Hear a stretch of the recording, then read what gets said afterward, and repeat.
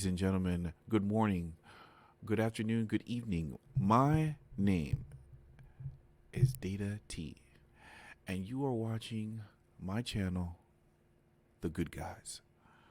Today's story, guys, comes out of Indianapolis. This is the state of Indiana. The title reads, Two possible carjackings and gas station shooting connected by stolen car on Indy's south side. Now, what I'm going to give you is the story from the victim. What happened here was there was a man who stole a car, got to another location, and for some reason he wanted to steal another car. They think that both of these carjackings are the same. And I'm going to give you her story of what happened to her. If we look below here, this is the woman that happened to her experience. Her name is Courtney Hall. Okay, this was the area that she was in.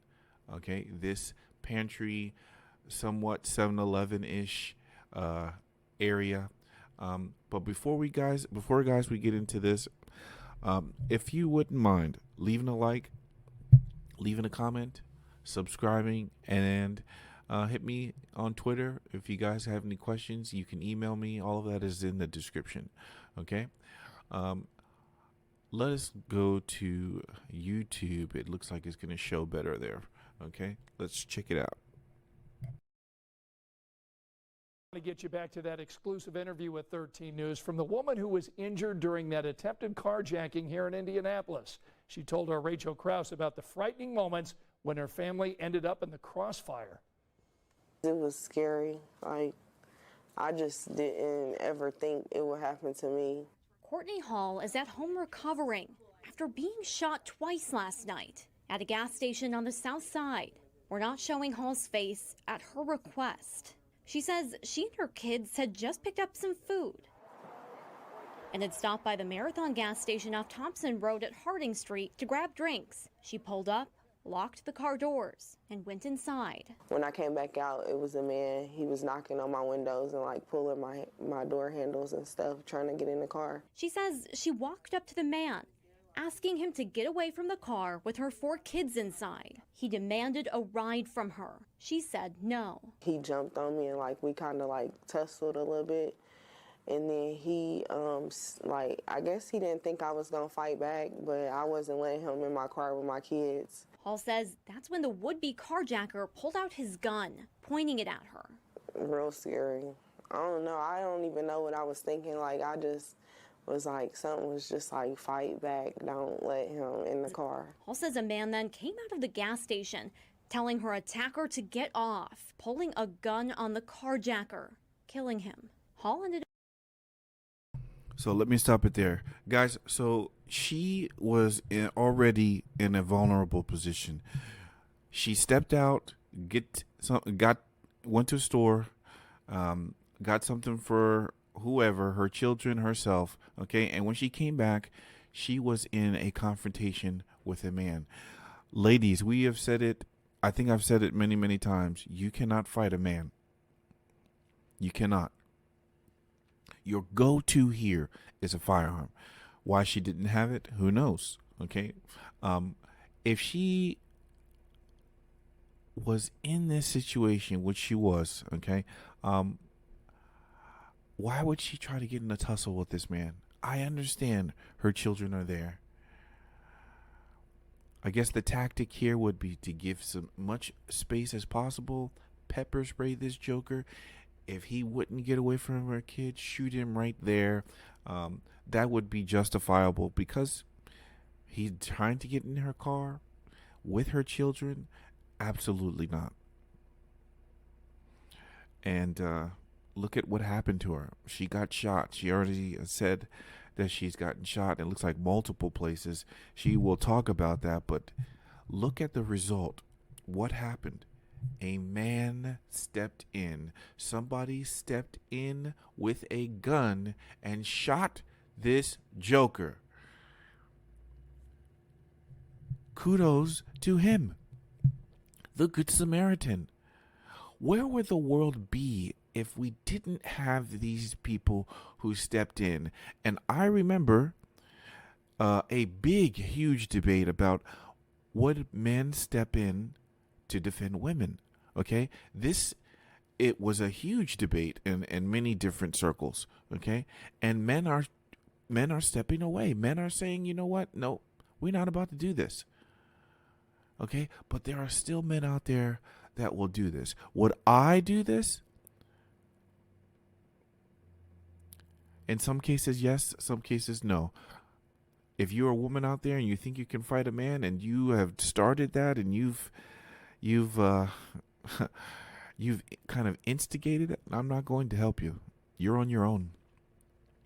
But if I think you're a lady, if I think that it's unwarranted, I may step in because, guys, you got to think about it. The golden rule: you do on to people what you would have them do on to you. And if you have your lady, if you have your mom, if you have your aunties, your sister, and all those ladies out there who you know cannot defend themselves and who you know have no guns, you would want someone to step in if they're in trouble. Okay? And that is where I would have to draw the line is, hey, I want someone to step in for my family, so I'll step in for theirs. I know that is not ideal, but that's just the way that I think. Let's hear the rest of the story. Ended up getting shot too. Twice. I was shot, like, I just seen the blood, like, I wasn't even in pain. I think it was just my adrenaline rush. When he had seen, like, that I was hit, like, he started getting, like, stuff to, like, put pressure on it. And, like, he had took off my coat and was, like, holding me. She says ambulances and police came quickly in just minutes. But it'll take weeks, months possibly, for her to fully heal. So I got hit in this arm and it came out the back part. And then I got hit right here. Well, it grazed me, and then the bullet went through my arm right here, and the bullet is right here in my arm still. Hall says she's sorry the attempted carjacker lost his life, but wishes he just left her and her kids alone last night, and grateful to the man who was there, who helped to save her life. Thank you so much for saving me and my kids, because I don't know what I would have did if he wasn't there. In Indianapolis, Rachel Krause, 13 News. Guys, do you hear that? This woman is grateful. Thank goodness. She is grateful. That alone means a lot to men. But if we are on the subject of, stepping in, she did not have means to protect herself, and somebody else did. Somebody else stepped in.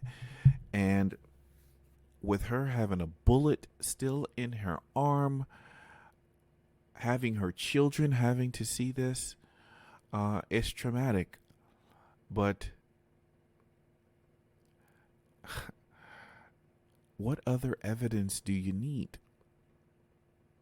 And I keep hearing this, and she said it in the very beginning that she wouldn't have never imagined that this would happen to her. If you watch this channel, if you are subscribed to this channel, if you watch it on the off chance late at night, you need to realize you need to protect yourself by all means necessary. Everything that's happening in the gun world with all these laws coming out, it is very disheartening. But what are you going to do? Bad people are out there. Evil people are out there. And thank goodness that this good Samaritan stepped in when he saw evil, because the only way evil persists is if good men do nothing. We keep seeing this. This is example after example. So, in closing, we know that good people have guns. Good people should have guns. And if good men do nothing, there will be no good guys. you.